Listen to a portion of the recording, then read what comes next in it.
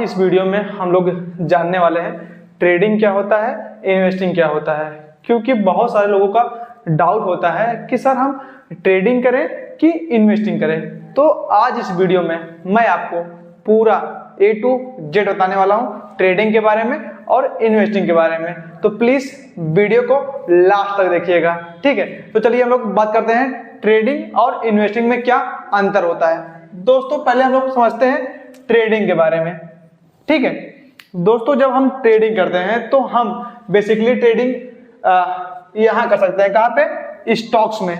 In the sense हमें जैसे रिलायंस में डेरिवेटिव में ट्रेड करना हुआ तो मैं कर सकता हूँ, टाटा मोटर में मुझे ट्रेड करना हुआ तो मैं ट्रेड कर सकता हूँ। उसके बाद हम इंडेक्स में भी क्या कर सकते हैं, ट्रेडिंग कर सकते हैं, ठीक है। जैसे निफ्टी 50 हो गया, बैंक निफ्टी हो गया, सेंसेक्स हो गया, उसमें हम लोग क्या कर सकते हैं, ट्रेडिंग कर सकते हैं। लेकिन जब आती है बात कहाँ पे, इन्वेस्टिंग की, कहाँ पे, इन्वेस्टिंग की, तो आप इन्वेस्टिंग स्टॉक्स में करते हैं, ठीक है। आपको इन्वेस्टिंग हमेशा शेयर्स में करना होता है।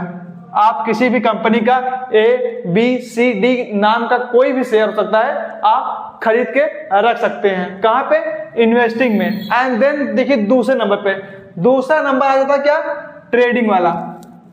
ये देखिए जो ट्रेडिंग होता है वो हमारा शॉर्ट टर्म में क्या होता है, चाहे प्रॉफिट हो चाहे लॉस हो, वो हमारा क्या है, शॉर्ट टर्म का गेम है, क्या, ट्रेडिंग। लेकिन जब वही बात हम करते हैं कहाँ पे, इन्वेस्टमेंट क्या, तो देखिए इन्वेस्टमेंट का जो होता है वो हमारा क्या है, लॉन्ग टर्म का है। इन द सेंस हम कोई शेयर खरीदते हैं तो आज के आज उसको बेच नहीं देते हैं, हम उसको होल्ड करते हैं। इन द सेंस अपने पोर्टफोलियो में रखते हैं, उसको हम 1 साल भी रख सकते हैं, उसको हम 2 साल भी रख सकते हैं, हम 4 साल भी रख सकते हैं। वो जब तक हमारी कैपेसिटी है तब तक मैं उसको रख सकता हूँ। और long term in the sense यदि मैं, मेरी जो जनरेशन है उसको ट्रांसफर हो जाता है क्या, शेयर्स, किसी भी कंपनी का शेयर ट्रांसफर हो जाता है, क्या, उनके जो उत्तराधिकारी होते हैं, कहाँ पे, ये लॉन्ग टर्म के लिए होता है। इन द सेंस आज रिलायंस का शेयर 1300 रुपये में चल रहा है। इन द सेंस मुझे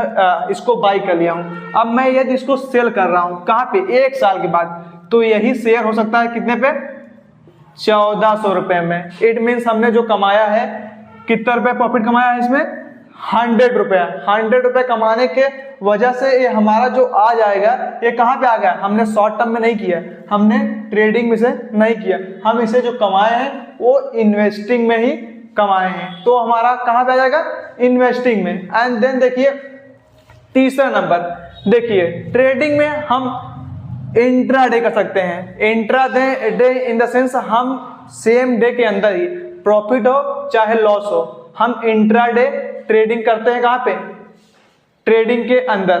देन आप देखिए इसमें क्या होता है, इसमें होता है एक्सपायरी। आप चाहे वीकली एक्सपायरी खरीद सकते हैं, कहाँ पे, ट्रेडिंग के लिए। आप मंथली एक्सपायरी खरीद सकते हैं ट्रेडिंग में। लेकिन इन्वेस्टिंग में ऐसा कोई प्रोसीजर नहीं है कि आपका वीकली एक्सपायरी होगा, मंथली एक्सपायरी होगा कि या फिर ईयरली एक्सपायरी होगा। यदि आप उसमें ऑप्शन करेंगे, स्टॉक्स में ऑप्शन करेंगे, तभी आपका उसमें मंथली एक्सपायरी मिलेगा। लेकिन यदि आप इन्वेस्टिंग कर रहे हैं तो उसका कोई एक्सपायरी नहीं है, वो आपके साल दर साल चलता रहता है, कहाँ पे, इन्वेस्टिंग में, in the sense cash market में, ठीक है। तो हमारा कैश मार्केट में कोई भी एक्सपायरी का कंसेप्ट नहीं आता है जब तक हम ऑप्शन नहीं करते हैं स्टॉक्स में। ये हो गया तीसरा पॉइंट। एंड देन देखिए इधर ये देखिए, ये है क्या हमारा, हम कम से कम जब भी स्टॉक या शेयर खरीदें तो हमारा एम होना चाहिए कहाँ पे, 1 साल से ज्यादा होल्ड करें। एटलीस्ट कितना, 1 साल से ज्यादा होल्ड करने की, तभी वहां पे हमें अच्छा खासा प्रॉफिट होगा। ऐसा नहीं कि आज आपने रिलायंस खरीद लिया तो कल रिलायंस बहुत भाग जाएगा, बहुत भागेगा 1% 2%। लेकिन आपको चाहिए क्या, 15 से 20% रिटर्न, तो आपको होल्ड करना पड़ेगा। होल्ड इन द सेंस आपको 1 साल 1.5 साल 2 साल रिलायंस में आपको होल्ड करना पड़ेगा। देन देखिए वहीं पे ट्रेडिंग में, ट्रेडिंग का जो बैकबोन है उसे कहते हैं क्या, टेक्निकल एनालिसिस। यदि आप ट्रेडिंग करना चाहते हैं तो आपको नॉलेज होना चाहिए किसका, टेक्निकल एनालिसिस।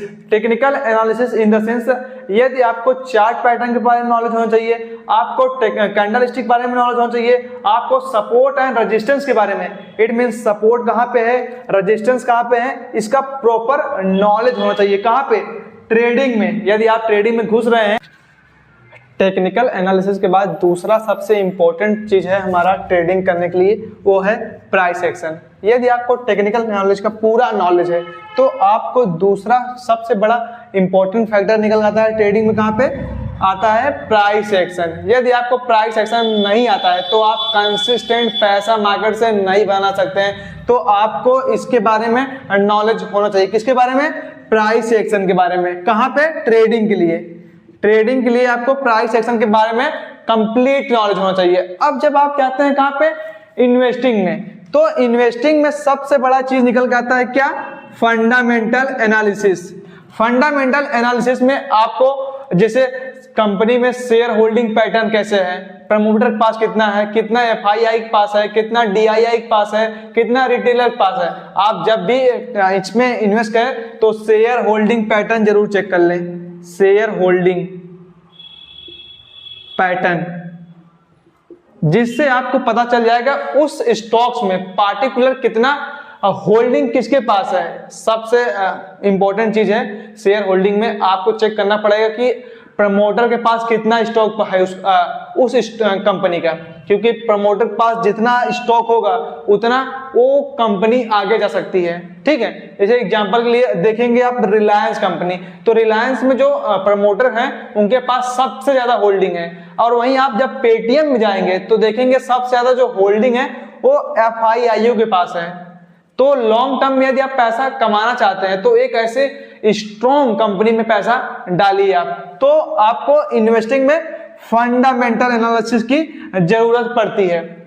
वहीं आपको दूसरा सबसे जो इंपॉर्टेंट है, आपने पैसा कमा लिया स्टॉक मार्केट में, लेकिन आपको उस पैसे पे टैक्स देना पड़ता है। आपको ट्रेडिंग में टैक्स अलग देना पड़ता है और इन्वेस्टिंग में टैक्स अलग देना पड़ता है। तो आज हम आपको बताते हैं कि आप जब ट्रेडिंग करते हैं तो आपको लगता है क्या?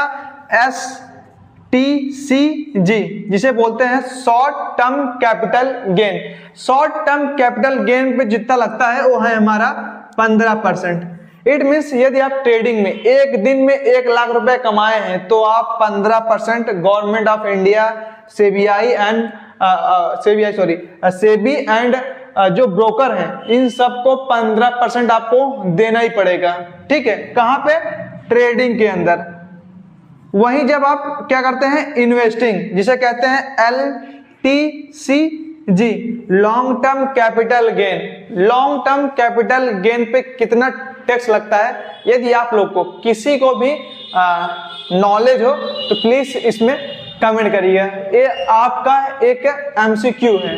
देखता हूं कितनी आप लोग के अंदर थोड़ा क्यूरियोसिटी है कि आप लोग चेक करिएगा। आपको नहीं पता हो तो आप एक बार जाइएगा गूगल पे सर्च करिएगा कि लॉन्ग टर्म कैपिटल गेन पे कितना टैक्स लगता है, तो उसमें कमेंट जरूर करिएगा। और इसके बाद कोई नेक्स्ट टॉपिक पे आपको वीडियो चाहिए तो प्लीज कमेंट करिएगा, मैं उस टॉपिक पे जरूर वीडियो बनाऊंगा।